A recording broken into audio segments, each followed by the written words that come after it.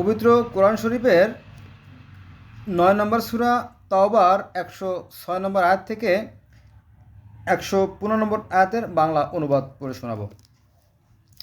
সূরা তাওবা আয়াত নম্বর 106। এবং অন্য একদল সম্পর্কে সিদ্ধান্ত স্থগিত রইল, আল্লাহ ওদের শাস্তি দেবেন না ক্ষমা করবেন, তার এ আদেশের প্রতীক্ষায় আল্লাহ সর্বজ্ঞ প্রজ্ঞাময়। সূরা তাওবা আয়াত নম্বর 107। এবং যারা ক্ষতি করার জন্য বিদ্রোহভাবে বিশ্বাসীদের মধ্যে বিভেদ সৃষ্টির উদ্দেশ্যে এবং ইতিপূর্বে আল্লাহ তার রাসূলের বিরুদ্ধে যারা সংগ্রাম করছে, তাদের গোপন ঘাঁটিস্বরূপ মসজিদ বানিয়েছে, তারা অবশ্যই শপথ করবে আমরা সদস্যদের তা করছি, আল্লাহ সাক্ষী, নিশ্চয়ই ওরা মিথ্যাবাদী। সূরা তাওবা আয়াত নম্বর 108। তুমি নামাজের জন্য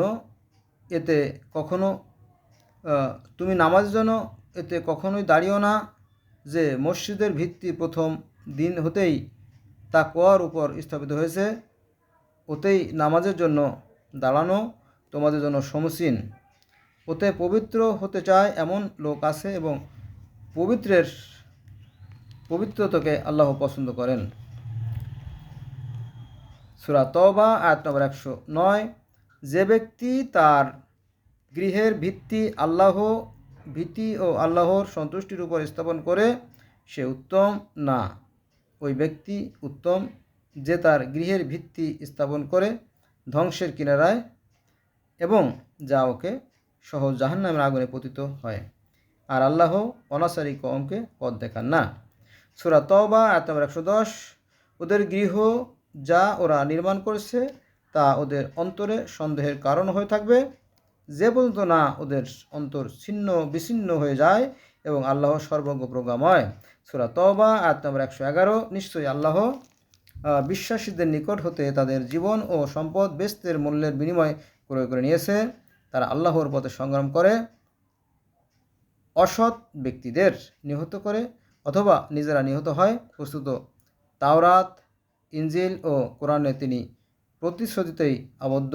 নিজ প্রতিজ্ঞা পালনে আল্লাহ অপেক্ষা শ্রেষ্ঠতার আর কে আছে।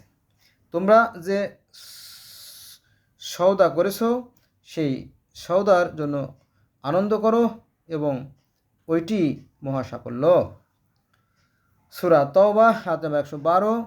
ওরা তওবা করে, রোজা ব্রত পালন করে, রুকু ও সেজদা করে, সৎ কর্মের নির্দেশ দেয়, অসৎ কর্ম নিষেধ করে এবং আল্লাহ সীমারেখা সংরক্ষণ করে।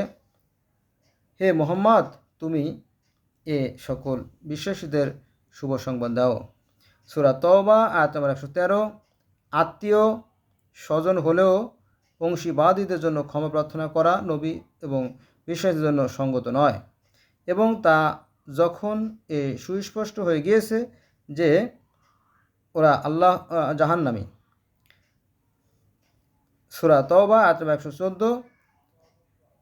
ক্ষমা প্রার্থনা করেছিল ইব্রাহিম তার পিতার জন্য, তাকে দেওয়া আল্লাহর একটি ওয়াদার জন্য সম্ভব হয়েছিল। অতঃপর যখন তার নিকট সুস্পষ্ট হলো যে সে আল্লাহর শত্রু, তখন ইব্রাহিম তার সম্পর্কে চুপ করে গেল। ইব্রাহিম ছিল দয়ালু ও সহনশীল। সূরা তাওবা আয়াত নম্বর 115। আল্লাহ কোনো কওমকে হেদায়েতের পর গুমরাহ করেন না, যে পর্যন্ত ওরা ওদের আত্মরক্ষার